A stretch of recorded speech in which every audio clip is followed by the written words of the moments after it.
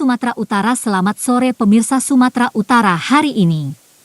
Hadir untuk memperbaharui informasi Anda seputar Sumatera Utara, kami kembali hadir menjumpai saudara pada edisi Rabu, 26 Februari 2025. Halo Sumatera.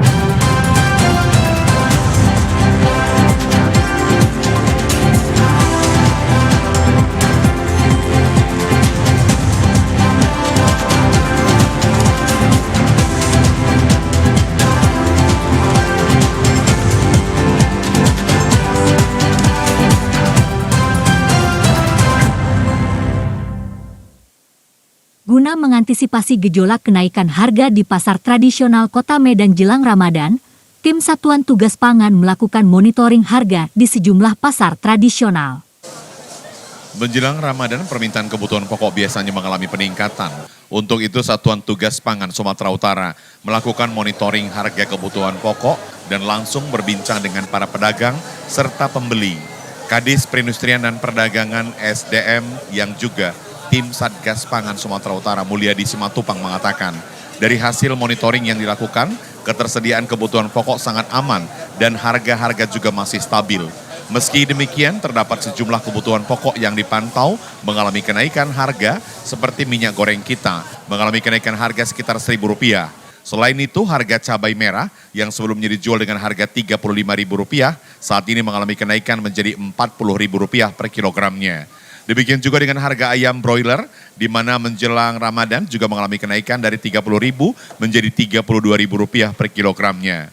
Satgas Pangan Provinsi Sumatera Utara Mulyadi Simatupang mengaku hal ini menjadi catatan bagi Satgas akan tetap menjaga stabilitas harga sehingga masyarakat tidak kesulitan untuk membeli kebutuhan pokok.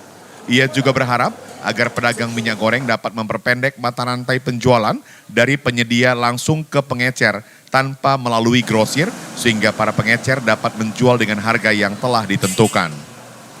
Sebelum kita turun, kita sudah memegang data dari Dinas Pertanian Tanaman Pangan, kita sinkronkan. Kita temui memang ketersediaan bahan pokok pangan ini mencukupi, sangat tersedia.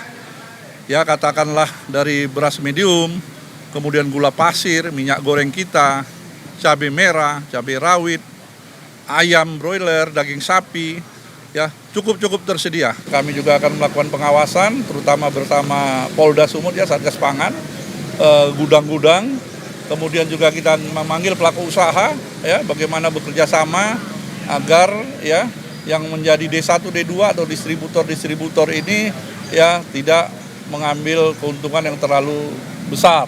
Jadi kita habis ini juga tentu ada evaluasi tentunya, terutama bagaimana kita melakukan pengawasan di hulunya juga. Kegiatan monitoring pasar tradisional ini akan rutin dilakukan Satgas Pangan Sumatera Utara, khususnya selama bulan Ramadan, sehingga harga-harga kebutuhan pokok tetap stabil dan ketersediaannya juga aman untuk kebutuhan masyarakat. Semakin mendekati bulan suci Ramadan 1446 Hijriah, harga bahan pokok di sejumlah pasar di Kota Sibolga dan Kabupaten Tapanuli Tengah mulai mengalami kenaikan. Di antara sejumlah bahan pokok yang mengalami kenaikan harga, yakni minyak goreng, gula pasir, dan beras dari berbagai jenis. Para pedagang di Pasar Pandan Tapanuli Tengah mengaku harga jual beras dari berbagai jenis hampir rata-rata mengalami kenaikan berkisar antara Rp100 hingga Rp200 per kilogramnya. Dan sekarang ini harga jual beras lokal jenis YR64 dijual dengan harga mencapai Rp12.000 lebih. Diakui pedagang kenaikan harga jual beras terjadi dalam beberapa hari terakhir dan pedagang memprediksi kenaikan harga bisa saja bertambah seiring dengan semakin mendekatinya bulan puasa. Pedagang menilai kenaikan harga beras juga dipicu para petani telah menjual padinya ke pihak Bulog. Tidak hanya bahan pokok beras saja yang mengalami kenaikan, harga kebutuhan lainnya juga naik. Saat ini minyak goreng curah dijual dengan harga Rp18.500 per kilogram dan minyak goreng kemasan berat 1 kilogram dibanderol pedagang seharga Rp18.000. Di antara per kilonya 100.000 perak per kilonya. Ya, kalau jenis beras kira 64 kuku balam lokal. Taknya dia nengok timbangannya berapa kilo. Contohnya kalau dia 5 kilo 63, kalau 10 kilo 128, 27 gitu, tergantung jenis berasnya. Kemungkinan menurut biasanya naik di antara per kilonya 100.000 perak per kilonya. Ya, kalau jenis beras. Berdasarkan pantau di pasar tradisional Pandan Tapanuli Tengah, sejumlah bahan kebutuhan pokok lainnya juga mengalami kenaikan, di antaranya ayam potong, cabai merah, telur, ikan, bawang merah, dan sayur manyur.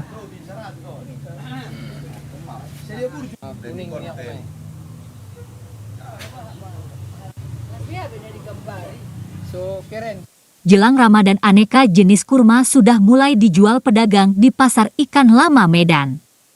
Tingginya permintaan warga akan kurma ini membuat pedagang menyetok dengan jumlah yang banyak. Kurma yang tersedia saat ini mulai dari jenis kurma Emirat yang dijual dengan harga Rp40.000 per kilogramnya. Kurma Mesir dengan isi 10 kg dijual dengan harga Rp300.000, sedangkan kurma ajwa dijual dengan harga Rp200.000 per kilogramnya, dan mejol Rp300.000 per kilo, serta kurma ajwa super dijual dengan harga Rp500.000 per kilogramnya. Salah seorang penjual buah kurma, Muhammad Rasid Nasution, mengatakan, menjelang Ramadan tokonya sudah menyediakan aneka jenis kurma, mengingat akan tingginya permintaan buah kurma saat bulan Ramadan. Dikatakan untuk memenuhi permintaan konsumen, ia juga menyediakan berbagai jenis kurma mulai dari harga Rp40.000 hingga Rp500.000 per kilonya. Dikatakan setiap tahun permintaan warga akan kurma sangat tinggi, untuk itu ia sudah menyediakan stok. Muhammad Rasid menyampaikan, seminggu jelang Ramadan pembeli sudah mulai meningkat, namun untuk harga diakunia masih sama seperti harga sebelumnya. Kurma Mesir, kurma golden namanya. Harganya harga berapa? Harga satu kotaknya 3.000. Satu kotak isinya 10 kilo. 3 atau 2 hari lagi mau dekat Ramadan udah mulailah belanja-belanja kurma gitu. Ya semoga bisa lebih meriah tahun ini gitu. Salah seorang pembeli kurma, Ibu Yati, mengaku meski tidak pada bulan Ramadan ia biasanya mengkonsumsi buah kurma mengingat sangat baik bagi kesehatan, apalagi saat ini akan memasuki bulan Ramadan sehingga ia terpaksa membeli untuk kebutuhan rumah tangga. Ia berharap agar harga kurma tidak mengalami kenaikan karena sangat dibutuhkan oleh seluruh umat muslim yang sedang menjalankan ibadah puasa. Ya, nyambut Ramadan juga, terus memang kita suka konsumsi kurma.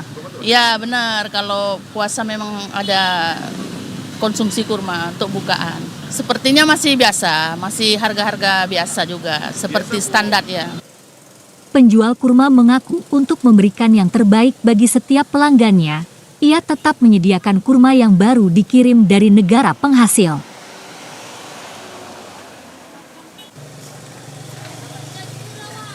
Tinggal menghitung hari lagi umat Islam memasuki bulan suci Ramadan 1446 Hijriah. Terdapat sejumlah masyarakat dalam menyambut bulan suci Ramadan, salah satunya adalah dengan ziarah kubur. Ziarah kubur menjadi salah satu anjuran bagi umat Islam yang diajarkan Rasulullah Shallallahu Alaihi Wasallam. Namun aktivitas ziarah kubur sebagai sarana mendoakan keluarga yang telah meninggal dunia dan mengingatkan diri bahwa semua manusia pada akhirnya akan mengalami kematian. Menurut beberapa ulama, ziarah kubur hukumnya sunnah sebagaimana telah disabdakan dan dicontohkan Rasulullah Shallallahu Alaihi Wasallam, para sahabat Nabi, ulama dan kiai. Rasulullah baginda Nabi Muhammad dalam satu hadis riwayat Muslim dahulu melarang berziarah kubur. Tapi sekarang berziarah kuburlah kalian, sesungguhnya ziarah kubur dapat melunakkan hati dan menitikkan air mata. Mengingatkan pada akhirat dan janganlah berkata buruk. Berharap doa-doa yang dipanjatkan ke makam leluhur tersampaikan doanya kepada mayat. Sebagaimana disebutkan dalam hadis riwayat Abu Hurairah, bahwa Rasulullah bersabda ketika seseorang telah meninggal dunia maka terputuslah amalannya. kecuali 3 perkara yakni sedekah jariah, ilmu yang bermanfaat, dan anak yang soleh yang mendoakan orang tuanya. Sehingga ziarah kubur menjadi perbedaan bahasa dan budaya namun tidak bertentangan dengan syariat Islam.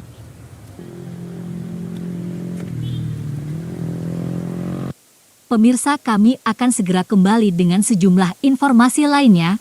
Tetaplah bersama kami di Sumatera Utara hari ini.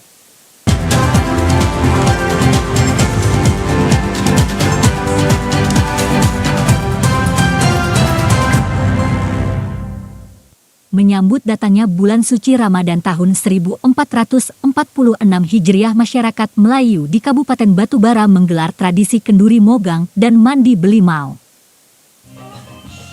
Kenduri mogang dan mandi belimau digelar di Mangrove Park Desa Perupuk, Kecamatan 50 Pesisir, Batubara.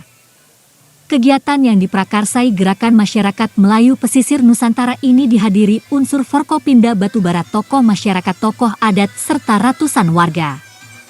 Kenduri mogang dan mandi belimau diawali dengan tari persembahan khas Melayu dan atraksi kesenian pencak silat. Selanjutnya, setelah berdoa bersama, seluruh hadirin menyantap hidangan secara berhadap-hadapan dengan duduk bersila di tikar. Acara ini juga dirangkai dengan penyerahan santunan kepada para anak yatim dan bantuan daging untuk mogang kepada warga sekitar. Acara ini juga diisi dengan tausiah agama. Kenduri mogang dan mandi belimau diakhiri dengan mengguyurkan air rebusan rempah wangi-wangian kepada sejumlah perwakilan warga. Wakil Bupati Batubara Syafrizal mengatakan tradisi mogang dan mandi belimau ini merupakan tradisi masyarakat Melayu Batubara setiap menyambut bulan Ramadan. Mandi belimau memiliki filosofi pembersihan diri sebelum melaksanakan ibadah puasa di bulan Ramadan. Kegiatan ini seyogyanya dilakukan memang menghadapi atau menyambut bulan suci Ramadan. Ini adalah bentuk kegembiraan masyarakat pesisir Melayu Nusantara, khususnya di Kabupaten Batubara, dalam rangka menyambut bulan suci Ramadan. Ini sudah terjadi dari ratusan tahun yang lalu. Bahkan saya juga mengalami sewaktu masih kecil, sampailah sekolah ke luar daerah. Ini setiap tahun ketika menyambut bulan suci Ramadan tetap dilaksanakan di daerah desa masing-masing atau di rumah masing-masing. Komunitas Pangrok kerap dipandang sebelah mata oleh sejumlah orang di Medan. Komunitas ini justru membuka pasar gratis yang membagikan pakaian dan sembako secara gratis kepada masyarakat. Baru saja dibuka pasar gratis yang digelar komunitas Pangrok Medan ini langsung diserbu warga sekitar. Pada pasar gratis ini berbagai jenis barang mulai dari baju, celana, sepatu layak pakai hingga bahan makanan ada di pasar ini dan dibagikan secara gratis kepada masyarakat yang melintas. Ini merupakan aksi solidaritas yang unik yang digelar komunitas Pangrok Medan di persimpangan flyover Jalan Jamin Ginting, Kota Medan. Pelaksana kegiatan Jovan Siahaan menjelaskan pasar ini merupakan pasar ketiga yang dibuka komunitas Pang Kota Medan. Di pasar ini warga bisa bebas memilih barang dan membawanya pulang secara cuma-cuma. Barang-barang yang ada di pasar gratis ini murni didapat dari sumbangan dari komunitas Pang yang ada di Medan. Jovan menambahkan pasar gratis ini merupakan aksi solidaritas komunitas Pang untuk membantu sesama dan meringankan beban masyarakat. Latar belakangnya sebetulnya kepedulian terhadap sesama, Bang. Jadi mari kita lupakan sejenak soal uang, bahwa orang hari ini melulu bicara uang, bahwa sampai barang bekas pun bisa dijual lewat online. Dengan gempuran teknologi media sosial sekarang, orang tuh bisa jualan barang bekas lewat online. Untuk memberikan layanan keluarga berencana secara gratis kepada masyarakat, BKKBN dan Dinas Kesehatan Kota Medan melakukan safari BKKBN gratis di Pasar Tradisional Petisah, Medan. Safari BKKBN gratis ini bertujuan untuk langsung mengajak para pedagang dan masyarakat agar dapat menerima pelayanan keluarga berencana secara gratis, mulai dari pil KB, implan, dan suntik KB serta alat kontrasepsi. Masyarakat yang datang juga dapat berkonsultasi dengan para tim dari BKKBN sehingga layanan ini benar-benar dapat bermanfaat. Koordinator Tim Kecamatan Medan Petisah Perwakilan BKKBN Sumatera Utara, Nasmi Alfiah Auda mengatakan, kegiatan safari ini bertujuan untuk mengajak masyarakat agar dapat mengikuti program KB. Dikatakan keluarga berencana dan mengatur jadwal kelahiran bagi anak untuk membuat anak dan ibu juga sehat sekaligus menekan angka stunting. Dikatakan berbagai program KB dapat dipilih masyarakat sesuai dengan kebutuhannya. Sementara itu bagi kaum pria, tim safari BKKBN Gratis juga mensosialisasikan pentingnya menggunakan kontrasepsi sebagai alat untuk mendukung program keluarga berencana. Nasmi Alfiah Auda menjelaskan, animo masyarakat sangat tinggi untuk menggunakan layanan KB gratis di Pasar Petisah Medan. Harapannya jadi masyarakat kita itu bisa lebih merencanakan kehamilannya dan juga merencanakan berapa banyak anak yang mau dilahirkan supaya mencegah stunting juga agar tidak kehamilan itu terencana sehingga keluarga itu jadi lebih tertata lah ketahanan keluarganya seperti itu.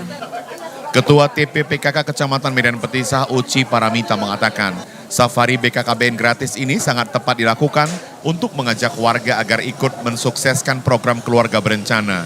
Dikatakan safari BKKBN ini memberikan solusi akan pentingnya keluarga berencana. Ya, kami berharap ini berkelanjutan karena setidaknya pasar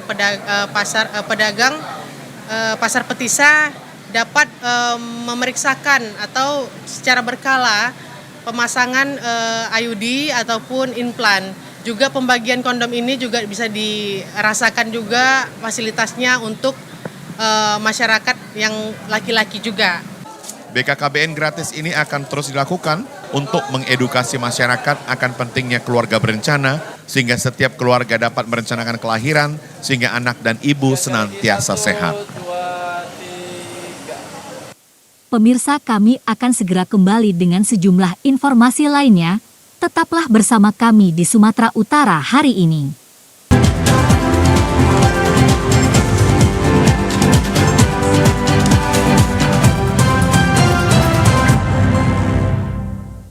Mendapat informasi pemagaran hutan negara di pesisir laut Desa Regemuk, Kecamatan Pantai Labu, Kabupaten Deli Serdang. Pihak Kementerian Lingkungan Hidup dan Kehutanan Provinsi Sumatera Utara melakukan pembongkaran paksa pagar seng seluas 48 hektare tersebut.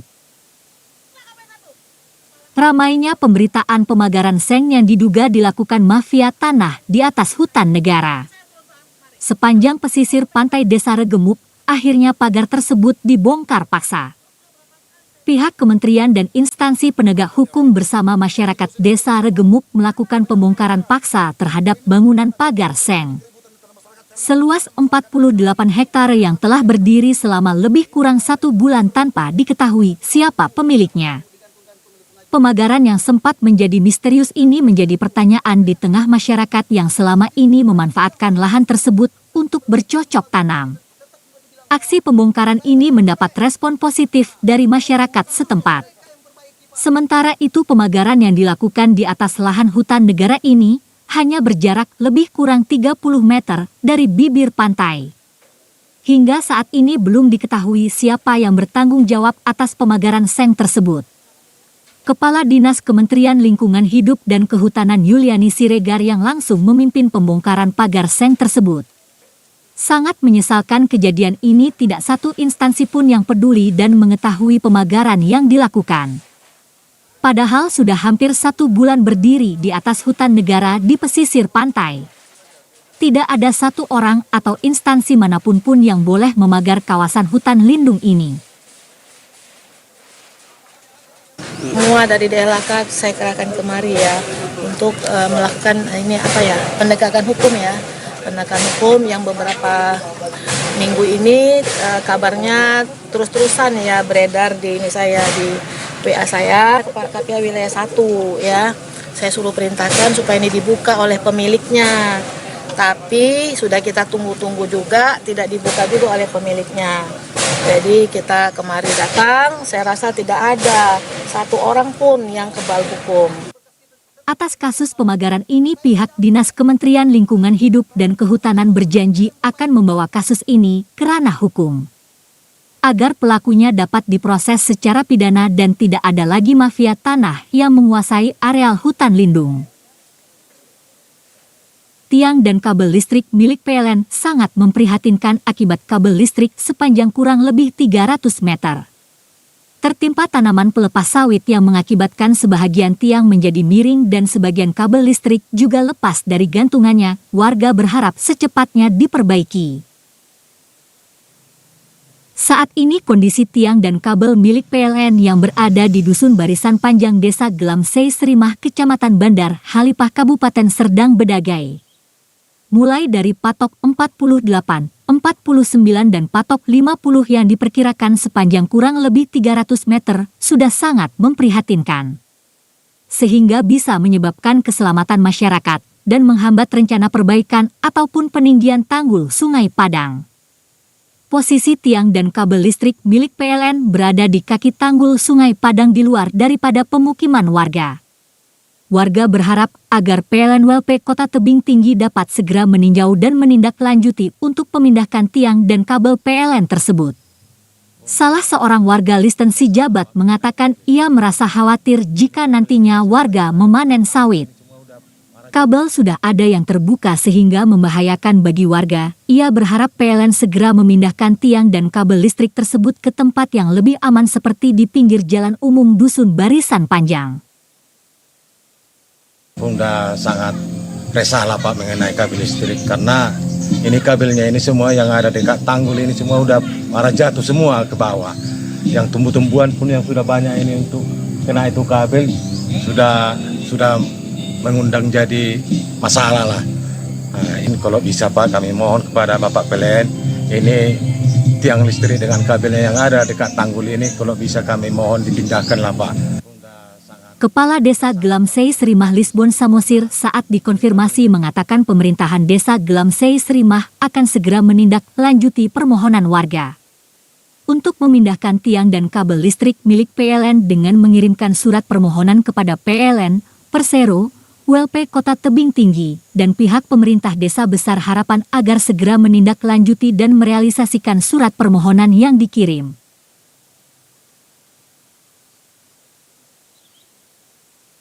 Tim Unit 4 Subdit 2 Ditres Narkoba Polda Sumatera Utara menggagalkan upaya penyelundupan narkotika jenis sabu seberat 8 kg.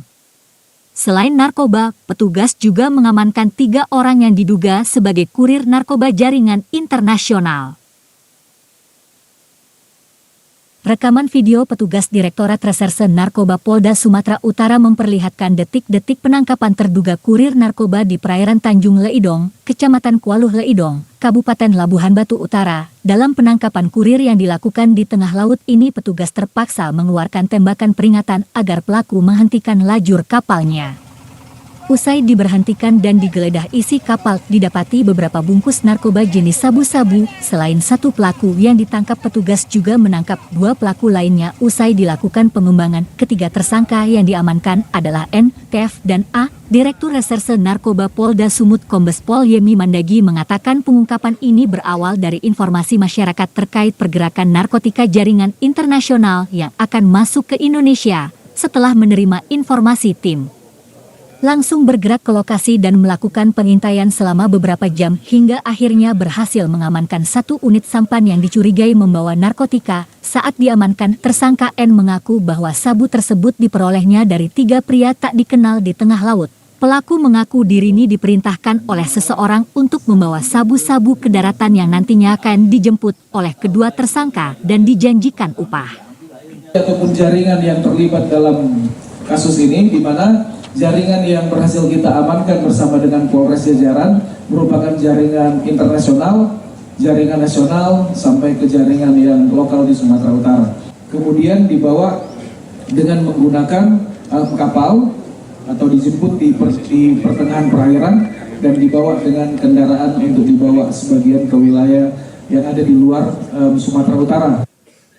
Ketiga tersangka saat ini telah dibawa ke kantor Ditres Narkoba Polda Sumut untuk menjalani pemeriksaan lebih lanjut. Polisi juga terus melakukan pengembangan guna mengungkap jaringan yang lebih luas dan menangkap pelaku lain yang terlibat dalam kasus ini.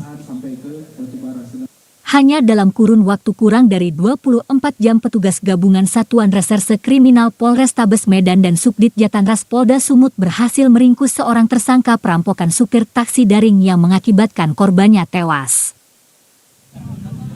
Warga kawasan Jalan Tuntungan Kabupaten Deli Serdang ini dikagetkan dengan adanya sebuah mobil tanpa pemilik yang terletak di tepi jalan serta terdapat lumuran darah di bagian dalamnya. Pada saat yang bersamaan warga kawasan Desa Namo Bintang Kutalimbaru juga dihebohkan dengan penemuan mayat seorang pria yang di tubuhnya terdapat luka sayatan senjata tajam.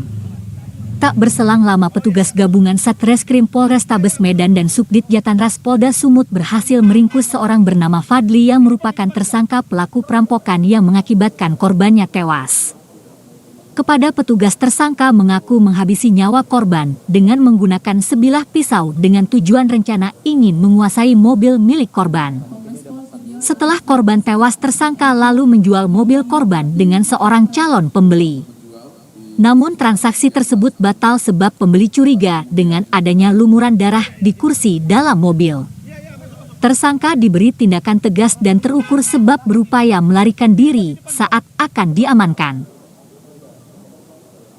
Menjadi korban tindak pidana yang dilakukan oleh seorang tersangka F yang menurut konstruksi hukum kita dilakukan secara berencana dengan perencanaan terlebih dahulu karena dia sudah mempersiapkan pisau yang digunakan untuk melakukan pembunuhan, lalu dia juga mempunyai tujuan ketika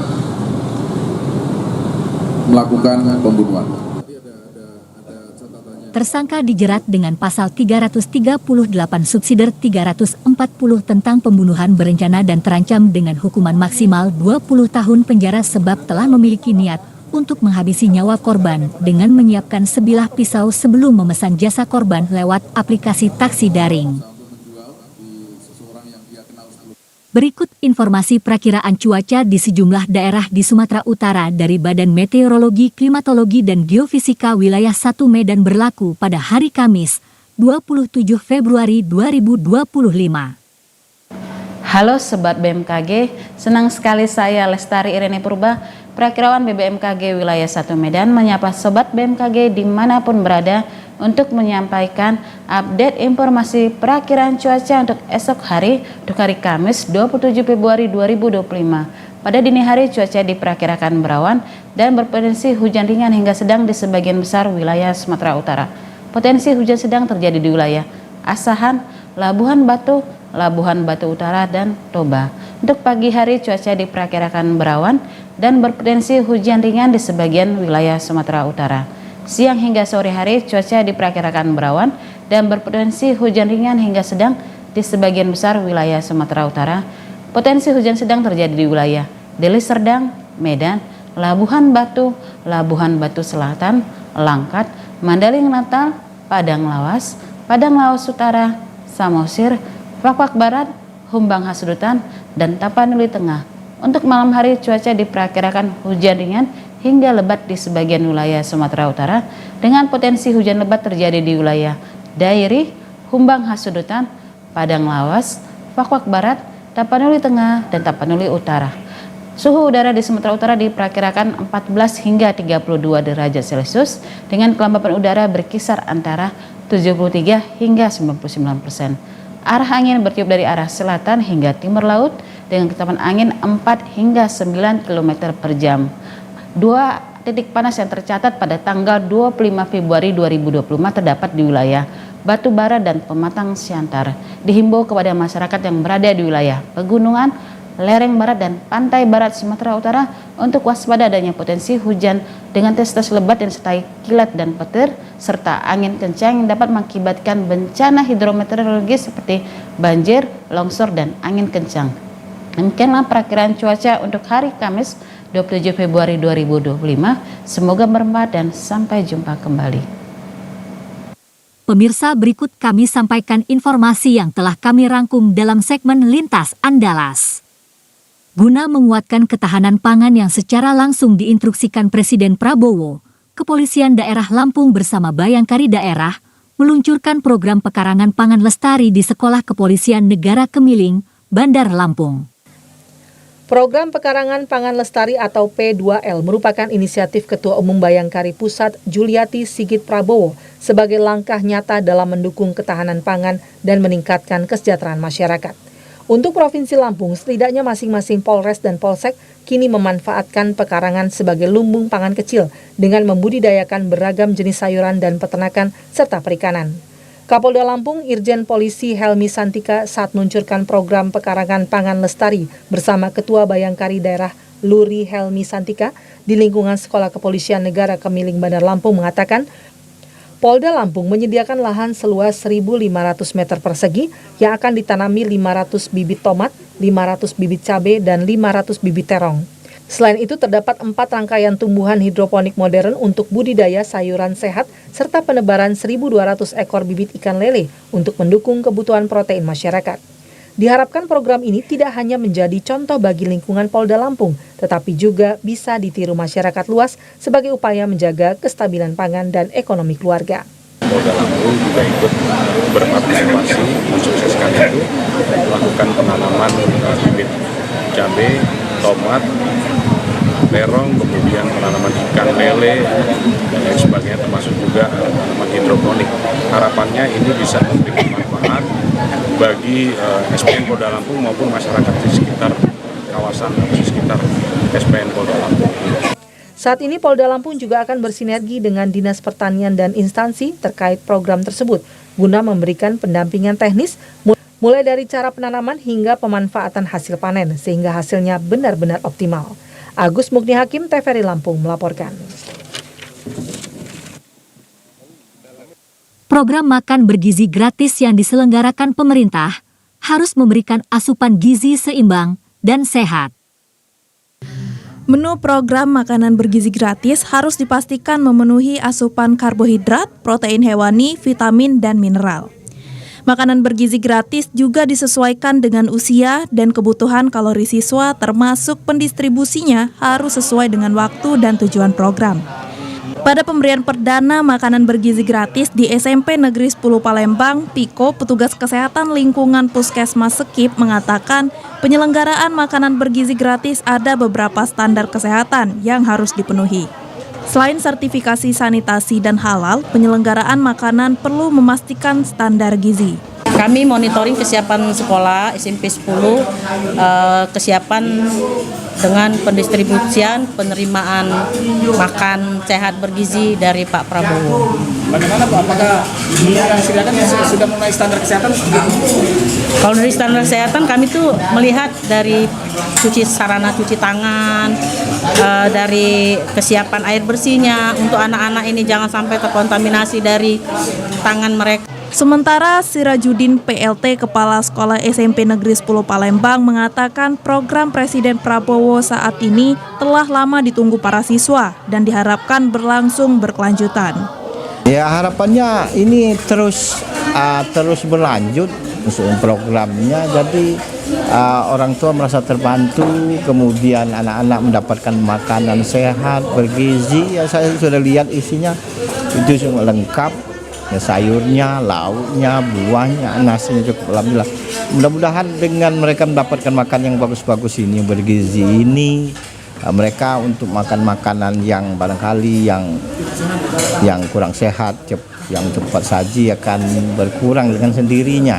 Melalui program makanan bergizi gratis, diharapkan para siswa mendapatkan asupan gizi yang lebih baik sehingga dapat mendukung perkembangan dan semangat belajar di sekolah. Tim Liputan TVRI Sumsel melaporkan. Prestasi akademik dan non-akademik yang diraih oleh siswa tidak lepas dari peran tenaga didik yang profesional, guru dan tenaga kependidikan yang kompeten menjadi faktor utama dalam mencetak generasi yang unggul dan berdaya saing tinggi. Prestasi yang diraih oleh para siswa di berbagai bidang akademik maupun non-akademik tidak terlepas dari peran tenaga pendidik yang profesional dan berdedikasi. Apresiasi terhadap siswa yang berprestasi juga menjadi faktor penting dalam menumbuhkan semangat siswa. Hal itu disampaikan Ketua Pembina Yayasan Jannatun Naim, Profesor Undang Rosidin, pada kegiatan tablik milad ketiga Yayasan Jannatun Naim. Kegiatan ini bertujuan untuk memperkuat nilai-nilai keagamaan sekaligus memberikan apresiasi kepada siswa berprestasi. Sebagai bentuk penghargaan, Yayasan Janatun Naim memberikan apresiasi kepada siswa yang telah berprestasi di berbagai bidang. Prestasi yang diraih siswa merupakan bukti nyata bahwa pendidikan yang berkualitas dan dukungan moral dari berbagai pihak sangat berpengaruh dalam membentuk karakter dan masa depan siswa. Selain itu, pentingnya kegiatan ekstrakurikuler sebagai bagian dari proses pembelajaran yang tidak hanya berfokus pada akademik. Kegiatan ekstrakurikuler dapat menjadi sarana bagi siswa untuk mengasah keterampilan dan menumbuhkan rasa percaya diri.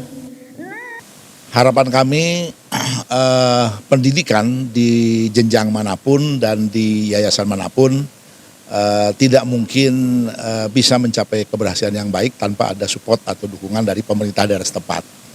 Untuk itu kami sudah merasakan selama ini support dari pemerintah daerah setempat untuk peningkatan kualitas mutu pendidikan di yayasan kami.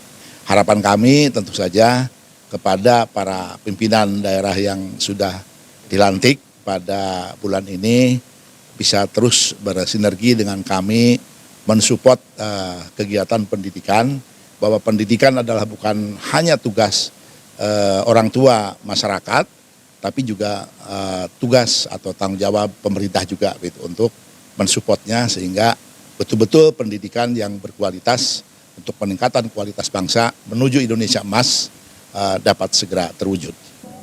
Dalam kesempatan yang sama, Undang Rosidin juga menyampaikan harapan besar agar kepemimpinan kepala daerah yang baru terus memberikan perhatian pada sektor pendidikan.